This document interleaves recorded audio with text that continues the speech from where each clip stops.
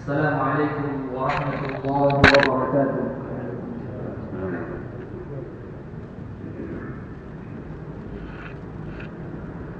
فإن الحمد لله نحمده ونستعينه ونستغفره ونستهديه ونتوب إليه ونعوذ بالله من شرور أنفسنا وسيئات أعمالنا.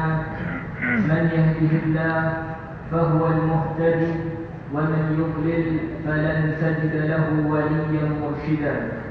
أشهد أن لا إله إلا الله وحده لا شريك له، وأشهد أن محمدا عبده ورسوله صلى الله عليه وعلى آله وأصحابه ومن والاه.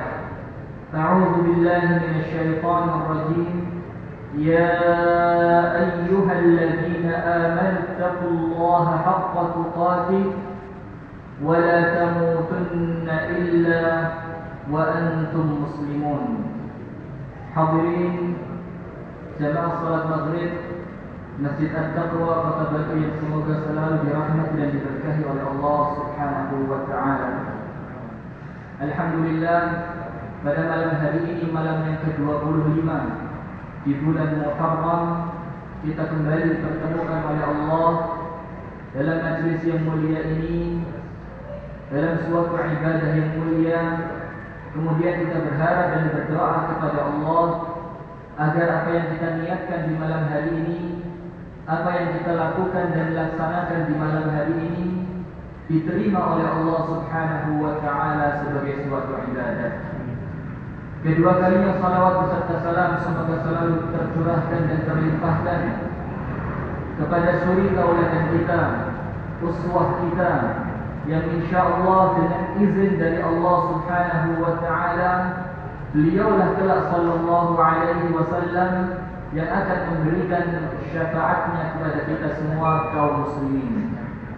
Hadirin yang dirahmati dan diberkahi oleh Allah Subhanahu wa taala, dalam sebuah hadis yang diriwayatkan oleh Abdullah ibn Amr, dia berkata, qala sallaina ma'a Rasulillah sallallahu alaihi wasallam al-maghrib. Kami salat bersama Rasulullah sallallahu alaihi wa ala alihi wa sahbihi wasallam salat maghrib. Faraja'a man raja', maka setelah selesai salat pulanglah orang yang menginginkan pulang. Wa 'aqqaba man 'aqqab, dan orang-orang yang menghendaki untuk tinggal di dalam masjid, mereka tetap tinggal di dalam masjid. Faja'a an-nabiy sallallahu alaihi wasallam musri'an. Kemudian Nabi Muhammad sallallahu alaihi wa ala alihi wasallam mendatangi kami dengan begitu bersegera. Qad hafazahu nafas, nafasnya tersengal-sengal karena beliau begitu bersemangat untuk mendatangi kami.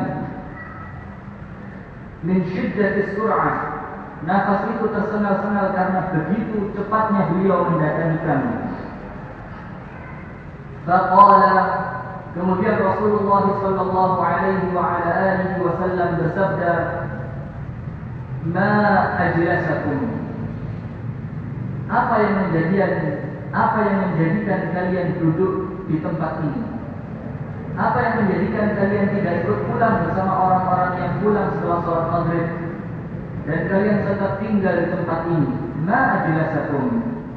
Faqalu, maka para sahabat radhiyallahu ta'ala anhum ajma'in mengatakan, jalasna nantazi'us shalah, kami duduk di sini untuk menunggu salat yang berikutnya, untuk menunggu salat Isya. Faqala sallallahu alaihi wa ala alihi wasallam, maka Rasulullah sallallahu alaihi wasallam bersabda, abshiru, berbahagialah kalian, hadza rabbukum, inilah Allah Tuhan kalian, qad fataha baban min abwabis sama', telah membuka satu pintu di antara pintu-pintu langit, yubahi bikumul malaikah, yang ketika Allah membuka pintu langit itu, Allah Subhanahu wa ta'ala membanggakan kalian di hadapan para malaikatnya. Yaqul, Allah Subhanahu wa ta'ala berfirman, unzuru ila ibadi haula, wahai para malaikat, lihatlah hamba-hambaku itu, qad qadaw fariidatan, mereka telah melaksanakan satu kewajiban, wa hum yantaziruna ukhra, dan mereka menunggu kewajiban yang selanjutnya. Sehingga hadirin yang dirahmati dan diberkahi oleh Allah Subhanahu wa ta'ala, dari hadis ini Rasulullah sallallahu alaihi wa ala alihi wasallam menjelaskan kepada kita semua bagaimana begitu mulianya waktu di antara satu salat menuju salat yang selanjutnya.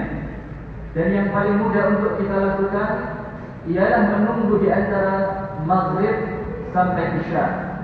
Apalagi ketika waktu menunggu itu digunakan untuk tilawatul Quran, berzikir kepada Allah, berdoa kepada Allah, atau menuntut ilmu, maka ini tentu akan lebih baik dan lebih besar keutamaannya dan lebih disukai oleh Allah Subhanahu wa ta'ala, yang dengannya, dengan kehadiran kita di majlis ini di malam hari ini, antara waktu maghrib sampai isya, Allah Subhanahu wa ta'ala membanggakan kita di hadapan para malaikatnya yang mulia.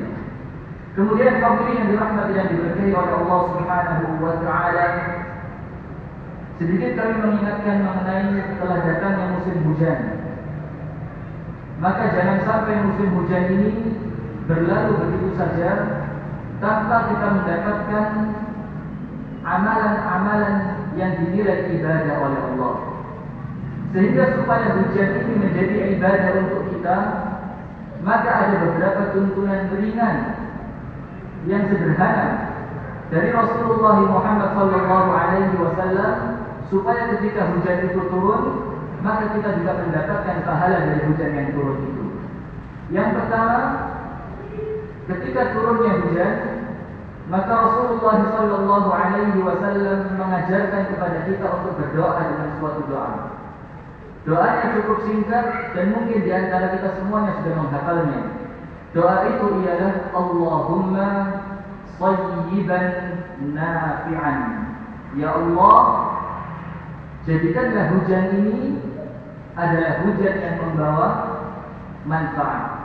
Karena banyak di antara hujan yang tidak membawa manfaat, akan tetapi setelah hujan malah terjadi bencana, dari banjir, tanah longsor dan yang lain sebagainya. Nah, sehingga kita meminta kepada Allah di awal-awal turunnya hujan, kita meminta kepada Allah semoga hujan yang turun ini dijadikan oleh Allah Subhanahu wa ta'ala sebagai hujan yang membawa kemanfaatan, menumbuhkan tumbuh-tumbuhan, membawa kesegaran, membawa kesejukan, membawa rahmat dan kasih sayang dari Allah Subhanahu wa ta'ala. Itu yang pertama. Kemudian yang kedua, salah satu sunnah yang diajarkan oleh Rasulullah sallallahu alaihi wa ala alihi wasallam, yang mungkin banyak di antara kita yang masih belum mengetahuinya. Di dalam hadis riwayat Muslim dengan sanad yang sahih, Rasulullah sallallahu alaihi wasallam apabila turun hujan, di awal-awal waktu turunnya hujan itu Rasulullah membuka lengan bajunya. Jadi lengannya dibuka, diangkat ke atas. Kemudian Rasulullah sallallahu alaihi wasallam membasahi tangannya ini dengan air hujan yang baru turun itu. Kemudian Rasulullah sallallahu alaihi wasallam bersabda, "Innahu haditsu 'ahdin bi rabbih." Sesungguhnya hujan yang turun ini haditsu 'ahdin, baru saja turun bi rabbih, dari Tuhannya. Sehingga Rasulullah sallallahu alaihi wasallam berusaha untuk mengambil keberkahan, bertabarruk dari air hujan yang baru saja diciptakan oleh Allah Subhanahu wa ta'ala. Karena hujan ini baru saja turun dari Allah, baru saja dia diciptakan oleh Allah, maka Rasulullah sallallahu alaihi wasallam dengan kecintaannya kepada Allah menginginkan sesuatu yang baru saja datang dari Allah. Begitu pula kita. Ketika ada sesuatu yang mendekatkan kita kepada Allah, mengingatkan kita kepada Allah, sesuatu yang baru tiba dari Allah, maka kita juga disunnahkan untuk bertabarruk dengan itu. Al-Imam An-Nawawi rahimahullah ta'ala mengatakan di dalam kitab Syarah Sahih Muslim bahwasannya disunnahkan untuk bertabarruk, mengambil berkah dari air hujan yang baru turun. Itu yang kedua. Jadi membasahi sebagian dari tubuh kita dengan air hujan. Kemudian yang ketiga, Rasulullah sallallahu alaihi wasallam menjelaskan bahwasannya waktu ketika turunnya hujan itu ialah waktu istijabah. Waktu yang ketika seorang hamba berdoa kepada Allah, maka doanya itu mustajab, diterima oleh Allah Subhanahu wa taala. Sehingga manfaatkan ketika hujan itu turun, banyak-banyak berdoa kepada Allah, banyak-banyak berzikir kepada Allah, memperbanyak membaca Al-Quran. Karena waktu-waktu ini adalah waktu-waktu yang istijabah dan diterima doa oleh Allah Subhanahu wa taala. Kemudian yang keempat, yang terakhir, setelah hujan itu berhenti, maka disunnahkan untuk berdoa, mutirna bifadlillahi wa rahmatihi.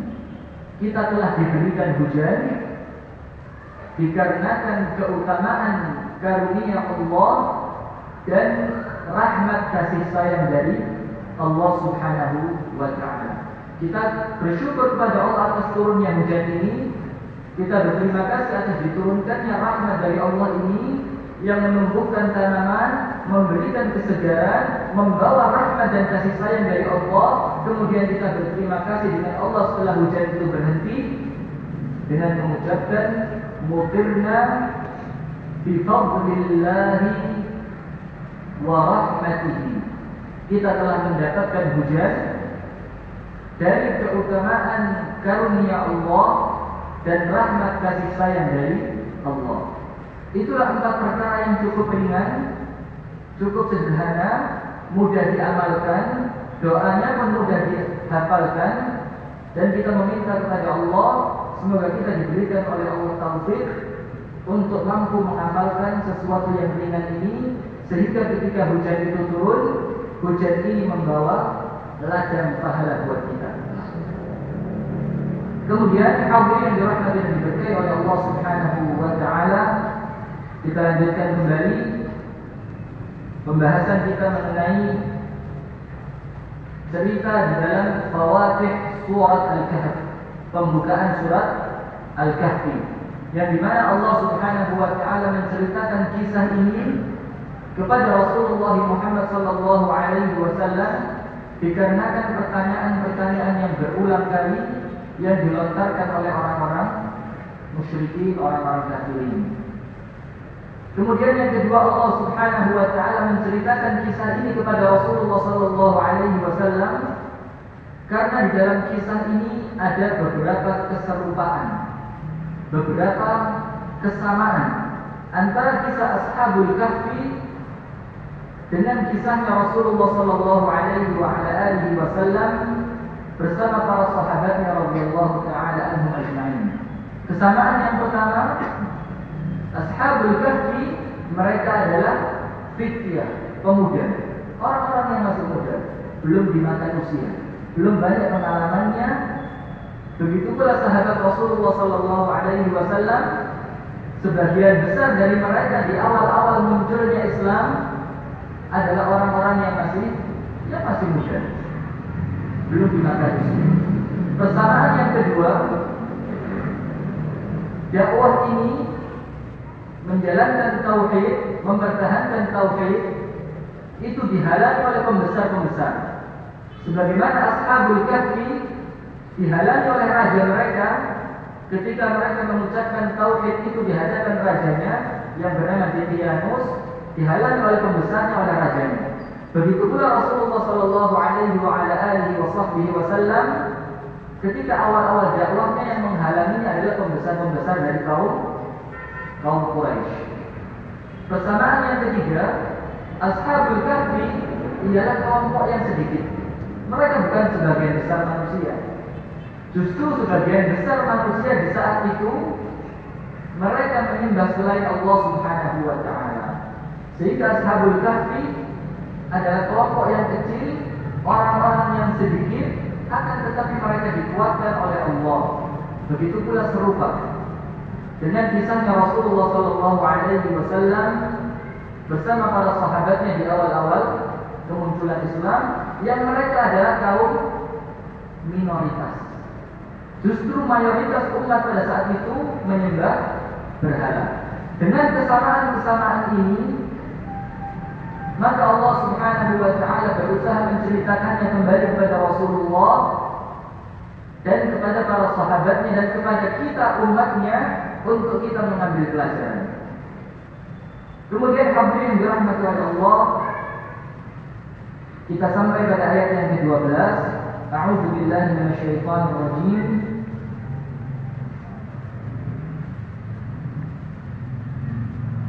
Nahnu naqussu 'alaika naba'ahum bil haqq. Kami, yaitu Allah, menceritakan kepada kalian, kepadamu wahai Muhammad, naba'ahum bil haqq. Cerita mereka, berita tentang mereka, yaitu Ashabul Kahfi, dengan penuh kebenaran. Innahum fityatun amanu bi rabbihim.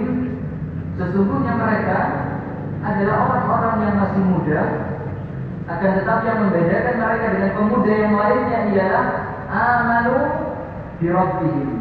Mereka beriman dengan Tuhan mereka. Wa zidnahum huda, dan kami tambahkan keimanan itu bagi mereka. Yang pertama, hadirin yang dirahmati dan diberkahi oleh Allah Subhanahu wa taala, ketika Allah Subhanahu wa taala mengatakan nahnu naqussu 'alaika naba'ahum bil haqq, kami ceritakan kepadamu dan kepada kalian kisah mereka Ashabul Kahfi dengan penuh kebenaran, maka pelajarannya ialah ini menarik kita untuk selalu ingin mengetahui kalam-kalam Allah, untuk selalu ingin memahami apa yang diinginkan oleh Allah, untuk selalu berusaha mempelajari Al-Quran. Karena Allah mengatakan bil haqq, dengan penuh kebenaran. Sehingga dari situ kita merasa tertarik, merasa terdorong, merasa mendapatkan semangat untuk senantiasa membaca ayat-ayat Allah, senantiasa mempelajari ayat-ayat Allah. Kita pelajari apa hikmahnya, kita pelajari apa manfaatnya, kita pelajari apa yang bermanfaat untuk kehidupan kita. Allah Subhanahu wa taala mengatakan, "Nahnu naqussu 'alaika naba'ahum bil haqq. Innahum fityatun amanu bi rabbihim wa zidnahum huda." Sesungguhnya mereka Ashabul Kahfi itu adalah fityah, anak-anak yang masih muda. Akan tetapi yang membedakan mereka ialah amanu bi rabbihim. Mereka beriman kepada Allah Subhanahu wa taala sebagai Tuhan mereka. Sehingga dari sini hadirin dirahmati dan diberkahi oleh Allah,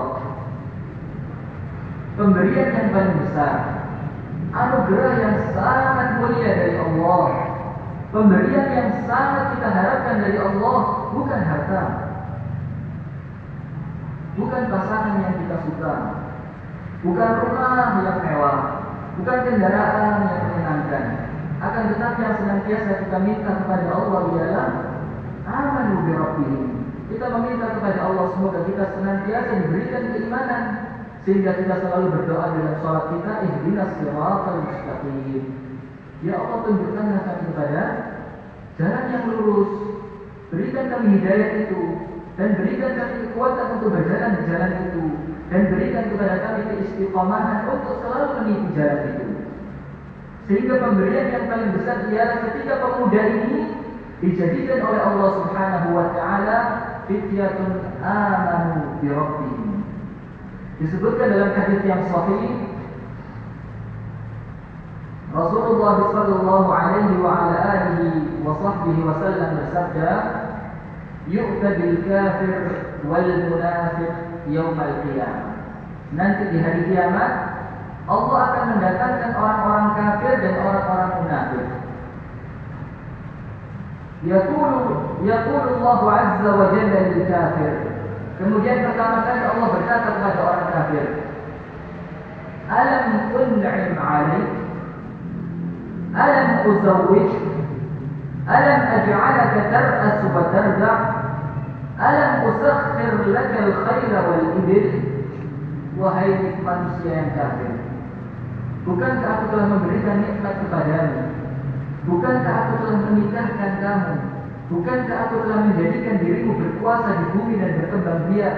Bukankah telah aku tundukkan untukmu hewan-hewan itu, yaitu kuda dan onta? Bukankah telah aku tundukkan semua itu untukmu dengan nikmat-nikmat yang sangat banyak, yang sangat besar? Bukankah telah aku lakukan itu, kata Allah bertanya kepada orang kafir yang datang di hari kiamat ini. Kemudian orang kafir itu mengatakan, Al-Bala ya Allah, ya Allah, ya wahai Tuhanku, Engkau telah memberikan semua itu untukku. Fayaqulu subhanahu wa ta'ala, kemudian Allah subhanahu wa ta'ala berkata kepada orang kafir ini, Adhananta annaka mulaqi, apakah kamu mengira dahulu kalau kamu sekarang akan berjumpa dengan aku? Wahai orang kafir, apakah kamu menyangka, meyakini dahulu ketika kamu itu masih di dunia, bahwa sekarang ini kamu akan berjumpa denganku, kata Allah subhanahu wa ta'ala? Maka orang kafir itu mengatakan, fayaqul la ya Rabb, tidak, saya tidak yakin, saya tidak mengira, saya tidak menduga, saya tidak tahu ketika dahulu saya di dunia bahwa sekarang ini saya akan dihadapkan di hadapan-Mu ya Allah. Kemudian Allah subhanahu wa ta'ala berfirman, fayaqulu Allah azza wa jalla, al-yawma ansaka kama nasitani, pada hari ini aku lupakan kamu sebagaimana dahulu kamu di dunia melupakan aku. Wa yuqtabil munafik, kemudian Allah mendatangkan lagi orang munafik. Setelah tadi orang kafir diberi pertanyaan seperti itu, kemudian Allah mendatangkan orang munafik dan ditanya dengan pertanyaan yang sama.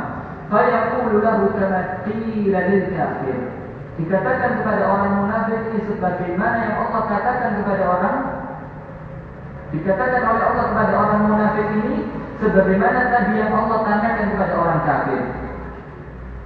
Bukankah telah aku beri nikmat kepadamu? Bukankah telah aku nikahkan kamu? Bukankah telah aku jadikan kamu berkuasa dan berkembang biak di bumi ini? Bukankah telah aku tundukkan untukmu hewan-hewan itu, kuda dan onta?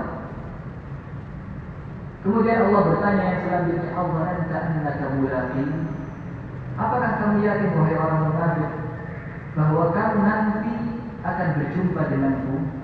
Apakah kamu yakin? Apakah kamu mengira? Apakah kamu menduga bahwa kamu akan berjumpa denganku?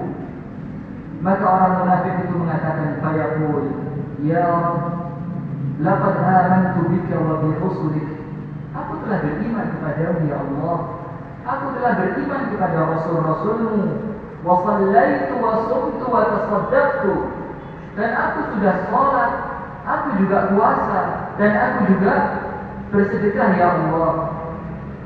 Fayaqul, maka Allah subhanahu wa ta'ala mengatakan, ha huna idzan, kalau begitu tunggu di sini, kata Allah subhanahu wa ta'ala, tetap berdiri di sini.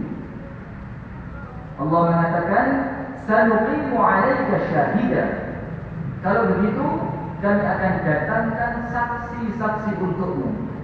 Kemudian orang munafik ini fayaqulu fi nafsihi, mengatakan di dalam dirinya, man dzalladzi sayashhadu 'alai, siapa kiranya yang bisa bersaksi untukku? Dia mengatakan, siapa yang bisa bersaksi untukku? Dia ini mengira, orang munafik ini mengira kedustaannya dia di dunia itu akan mampu pula ia gunakan untuk berdusta di hadapan Allah di hari kiamat. Dia mengira ketika dia menyembunyikan apa yang ada di dalam hatinya dan dia tampakkan keimanan di dalam zahirnya, dia mengira semua itu juga bisa menipu Allah kelak di akhirat.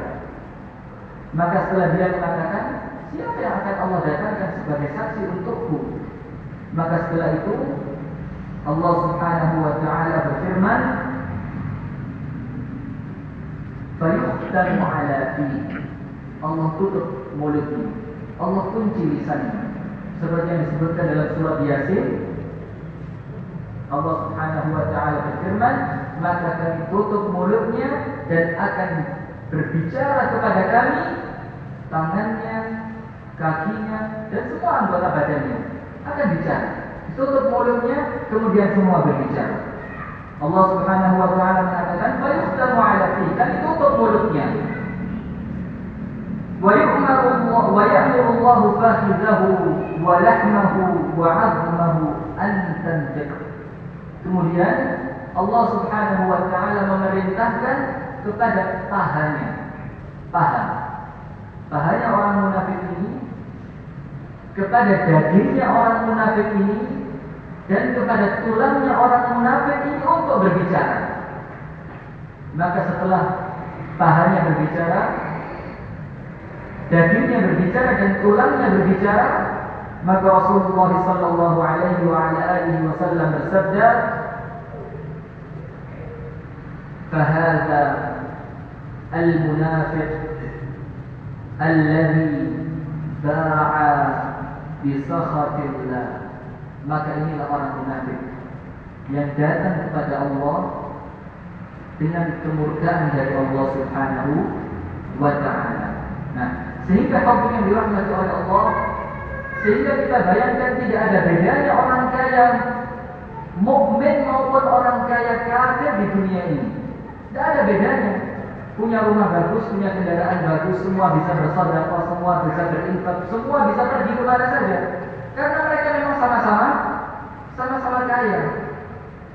Akan tetapi yang membedakan mereka ialah yaumat talaq. Ketika kelak mereka nanti berjumpa untuk kedua kalinya di hadapan Allah Subhanahu wa taala.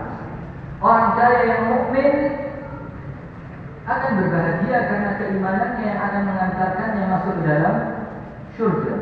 Sementara orang kaya yang kafir akan menangis, akan menyesal karena ternyata kekayaannya itu tidak membawa manfaat apa-apa untuknya, dan kekufurannya kepada Allah ini akan mengantarkan dirinya masuk ke dalam neraka.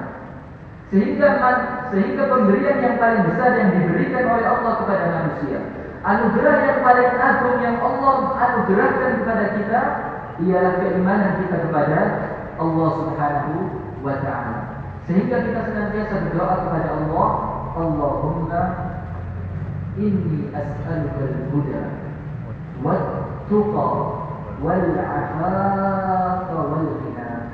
Ya Allah, aku meminta kepadamu hidayah ya Allah, wat-tuqa, dan ketakwaan, wal-'afaf, dan kemuliaan dalam menjaga diri, wal-ghina, dan kekayaan.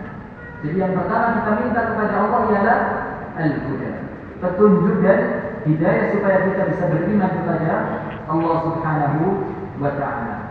Dalam kisah yang telah kita ceritakan pada pertemuan yang sebelumnya, Nabiullah Ya'qub alaihi salam ketika didatangi oleh Al-Bashir, orang yang akan memberikan berita gembira kepada Ya'qub bahwasannya anaknya Yusuf ini masih hidup. Ketika Al-Bashir itu datang, maka Ya'qub bertanya kepada Al-Bashir, "Kaifa tarakta Yusuf?" Bagaimana keadaannya ketika kamu meninggalkan Yusuf?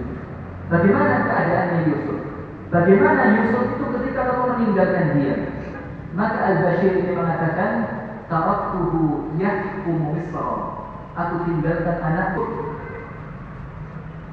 dan dia pada saat itu menjadi pembesar di Mesir, menjadi bendahara Mesir, menjadi salah satu orang besar di negeri Mesir. Kemudian kita tahu apa yang dikatakan Ya'qub, "Wa ma af'alu bi mulki Misra." Aku tidak penting sama sekali kerajaan Mesir itu. Aku tidak butuh. Yang aku tanyakan kepadamu bukan tentang itu. Yang aku tanyakan kepadamu tentang Yusuf, bukan dia menjadi apa, bukan dia menjadi pemimpin atau dia menjadi bendahara atau yang lainnya.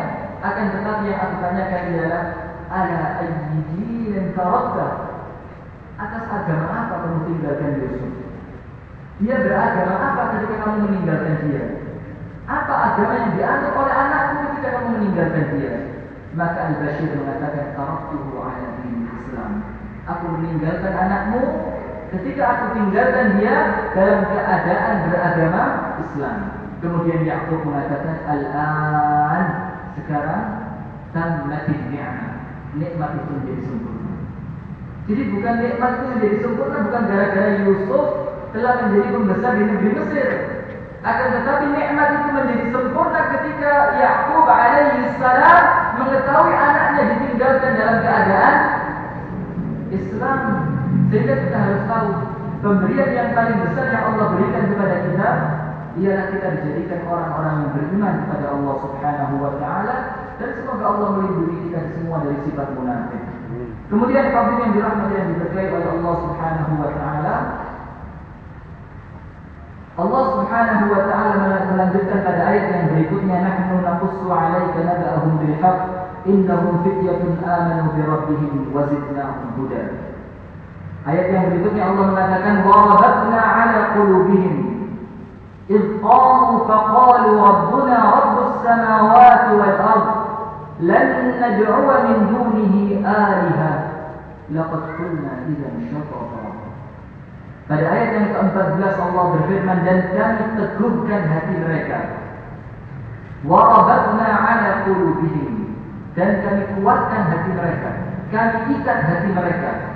Kita masih ingat dalam kisah yang sebelumnya, kisah tentang Musa dan ibunya, bagaimana ketika Allah Subhanahu wa taala mengatakan tentang ibunya Musa, laula an rabatna 'ala qalbiha, sekiranya tidak kami ikat hatinya ibunya Nabi Musa, maka tentu dia akan membongkar rahasianya. Dan Allah ikat hati itu, Allah meneguhkan hati itu dalam keimanan, dalam keadaan kehilangan. Dalam keadaan kehilangan. Bagaimana Ummu Musa, ibunya Nabi Musa, diikat hatinya oleh Allah, diteguhkan hatinya oleh Allah ketika dia kehilangan anaknya yang tercinta, yaitu Musa alaihissalam. Hilang anaknya, dihanyutkan di sungai. Atas perintah dari Allah dan atas kehilangan itu, maka Allah menguatkan hatinya, mengikat hatinya dalam keimanan. Begitu pula Ashabul Kahfi, Allah mengatakan wa rabatna 'ala qulubihim, dan kami ikat hati mereka, kami kuatkan hati mereka di dalam keimanan. Apa yang mereka hilang? Mereka kehilangan apa? Mereka tinggalkan rumah mereka, mereka tinggalkan orang tua mereka, mereka tinggalkan kenikmatan dunia, mereka tinggalkan rajanya yang zalim, dan mereka pergi ke dalam gua. Dalam keadaan seperti ini Allah Subhanahu wa taala akan memberikan kekuatan. Allah akan memberikan ikatan. Allah akan meneguhkan keimanan ketika kita memperjuangkan keimanan itu dengan meninggalkan kezaliman dan meninggalkan hal-hal yang berbau kekufuran atau kemusyrikan. Ketika kita berazam, berkemauan keras untuk meninggalkan semua itu, maka di sinilah Allah Subhanahu wa taala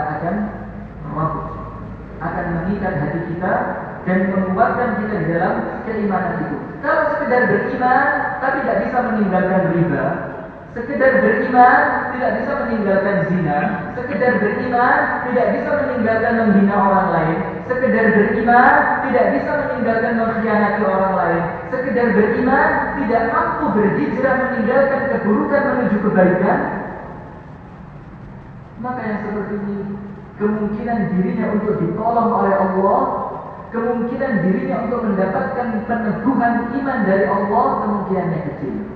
Karena kekuatan ikatan dalam iman itu akan Allah berikan, seperti ketika ibunya Musa kehilangan anaknya, dan seperti ketika Ashabul Kahfi meninggalkan kenikmatan-kenikmatan dunia untuk mendatangi Allah Subhanahu wa taala dan bersembunyi di dalam gua.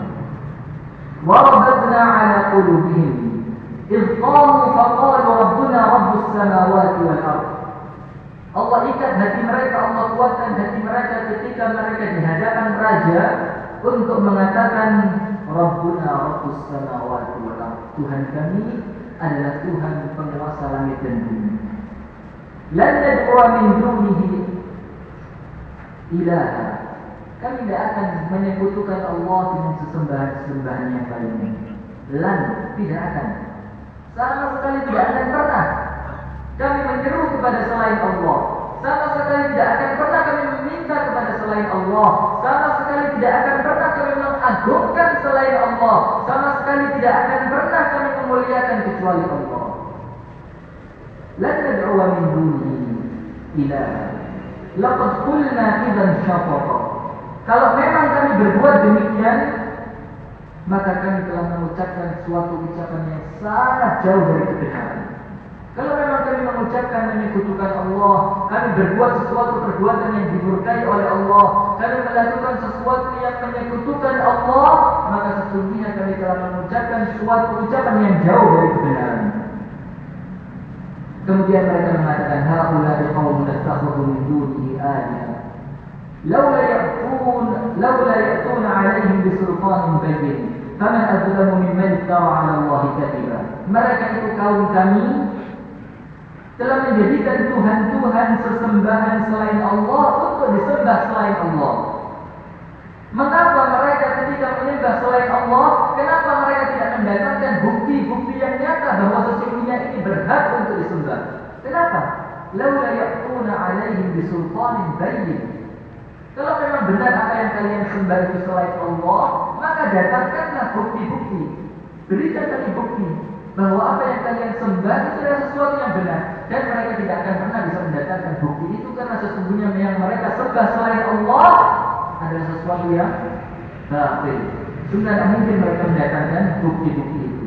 Faman adzlamu mimman iftara 'ala Allahi kadhiba. Setelah mereka tidak mungkin mendatangkan bukti bahwasanya ada sesembahan yang berhak disembah selain Allah, maka sesungguhnya mereka itu adalah orang-orang yang paling zalim. Karena siapakah yang lebih zalim dibandingkan orang-orang yang membuat sesuatu kedustaan terhadap Allah.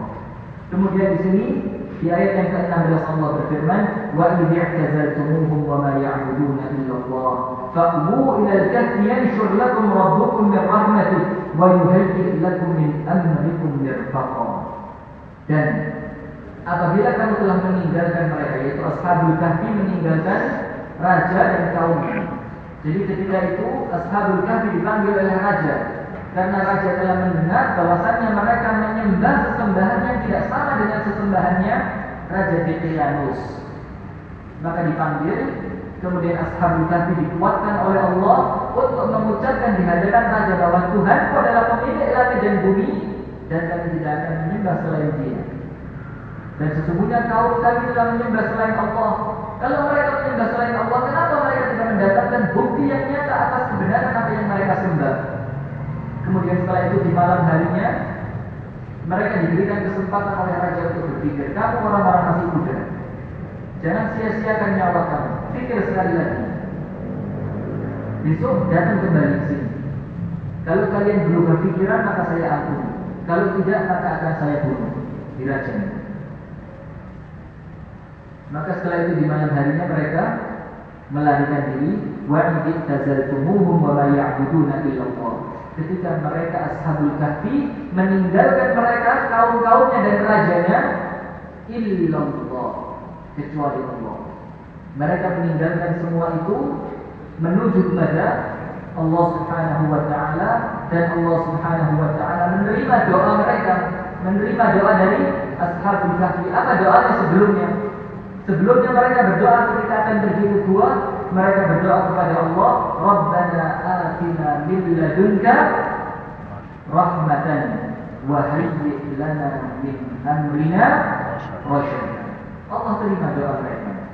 Kemudian setelah itu Allah mengatakan, fa'u ila al-kahfi yanshur lakum rabbukum min rahmatihi. Maka pergilah kalian ke gua. Maka kalian dalam gua itu akan mendapatkan limpahan rahmat dari Allah. Wa yuhayyi' lakum min amrikum mirfaqa, dan Allah akan menyediakan sesuatu yang berguna bagimu dalam urusanmu. Nah, dari sini maka Allah Subhanahu wa taala menunjukkan tentang bagaimana Allah Subhanahu wa taala menerima doa dari Ashabul Kahfi, dengan Allah Subhanahu wa taala memerintahkan mereka untuk pergi ke dalam gua, dan Allah katakan, pergilah kalian ke dalam gua, kalian akan dapat di dalam gua itu penuh dengan limpahan rahmat dan kasih sayangku, dan aku akan memberikan kepada kalian sesuatu yang bermanfaat untuk urusan kalian. Nah, saat itu mereka pergi ke dalam gua, dan di dalam gua itu mereka mendapatkan apa-apa yang kita sebut sebagai rahmat dan kasih sayang Allah kepada orang-orang yang beriman.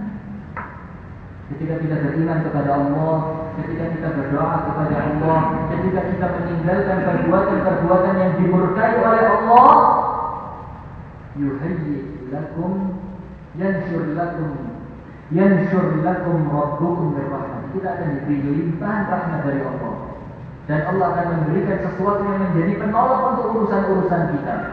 Ketika kita meninggalkan apa-apa yang dimurkai oleh Allah dan kita datang kepada sesuatu yang dicintai oleh Allah. Dalam sebuah hadis disebutkan, man taraka syai'an lillah awwadahu Allahu khairan min. Barang siapa yang meninggalkan sesuatu karena Allah, maka Allah akan memberikan ganti untuknya yang lebih baik. Barang siapa yang meninggalkan sesuatu karena Allah, dia tahu perbuatan yang dimurkai oleh Allah, dia tahu ini tidak disukai oleh Allah, dia tahu ini mengundang kemarahan Allah. Ketika dia meninggalkan itu ikhlas karena Allah, maka Allah akan memberikan ganti yang lebih baik. Dia tinggalkan memandang yang haram, Allah akan gantikan kebahagiaan ketika dia memandang istrinya yang menjadi qurratul ain, cahaya matanya.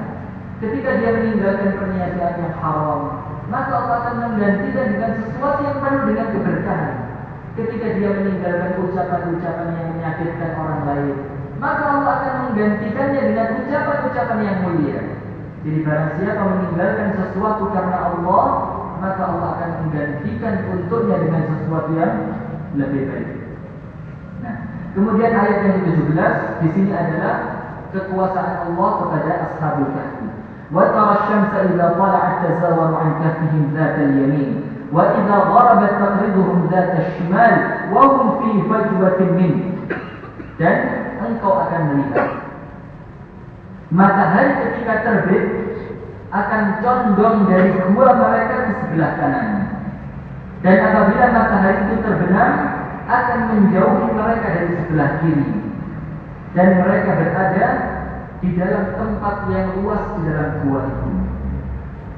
Ini ketika Allah Subhanahu wa taala memberikan pertolongannya kepada walinya, kepada kekasihnya.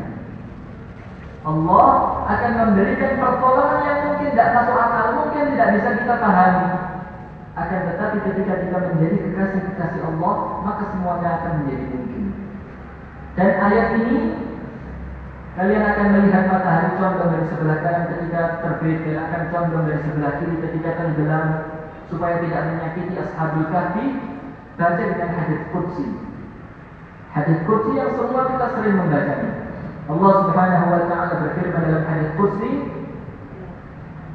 "Wa ma yazalu 'abdi yataqarrabu ilayya bin nawafil hatta uhibba."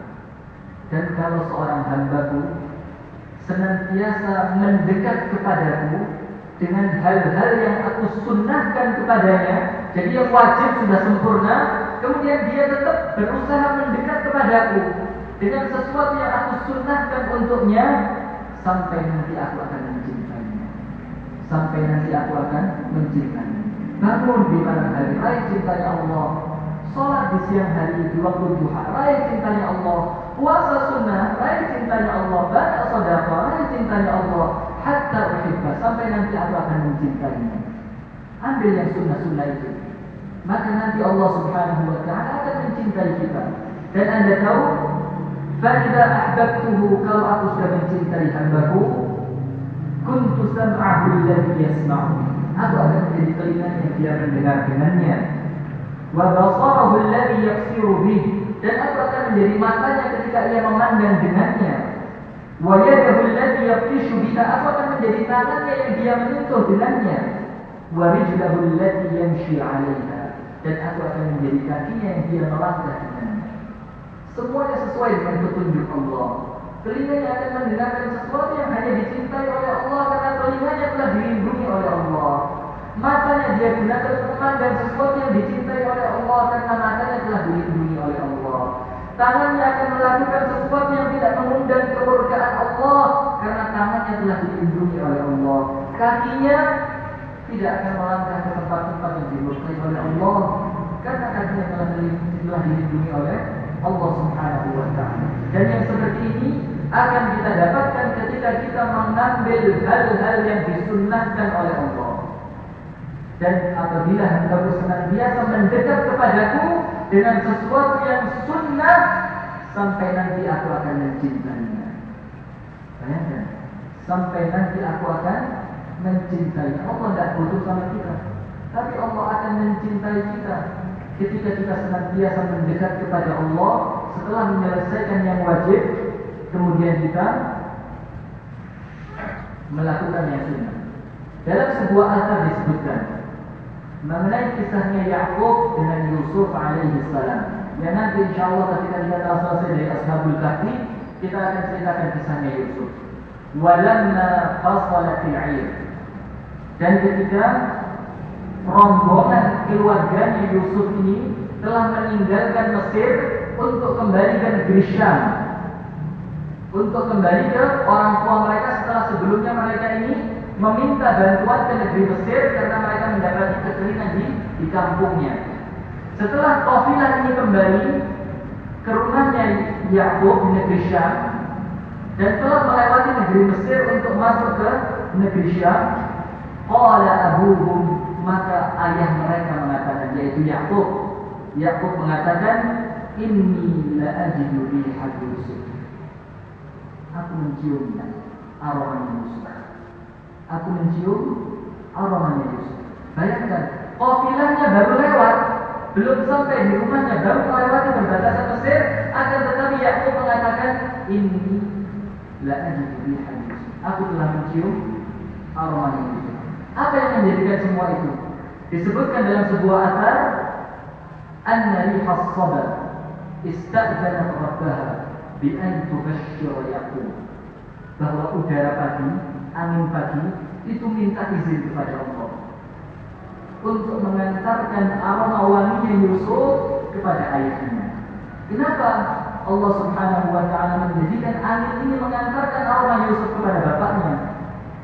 Ya'qub adalah kekasih Allah dan Yusuf adalah kekasih Allah. Kita tahu matahari, bulan, bintang, angin, air, tanah, semuanya adalah pasukan-pasukannya Allah, yang semua itu akan Allah tundukkan kepada hamba-hamba yang dikasihi oleh Allah. Dalam sebuah cerita, salah satu panglima besar kaum muslimin ketika akan menaklukkan kota Al-Arihah, itu matahari sudah mulai hampir tenggelam dan peperangan belum selesai. Kemudian panglima perang ini berkata kepada matahari, anti ma'murah wa ana ma'mur, kamu mendapatkan perintah dari Allah untuk tenggelam, dan aku juga mendapatkan perintah dari Allah untuk berjihad. Allahumma hbisha alaih, ya Allah, tahanlah matahari itu supaya tidak tenggelam. Maka matahari itu tidak tenggelam sampai selesainya perang. Matahari itu tidak tenggelam sampai selesainya perang. Karena apa? Anti ma'murah wa ana ma'mur. Matahari itu mendapatkan perintah dari Allah, angin diperintah oleh Allah, air diperintah oleh Allah, tanah diperintah oleh Allah, semuanya diperintahkan oleh Allah. Sehingga kalau kita menjadi hamba Allah yang dicintai dan dikasihi oleh Allah Subhanahu wa ta'ala, semuanya akan Allah tundukkan kepada kita, semuanya akan menolong kita.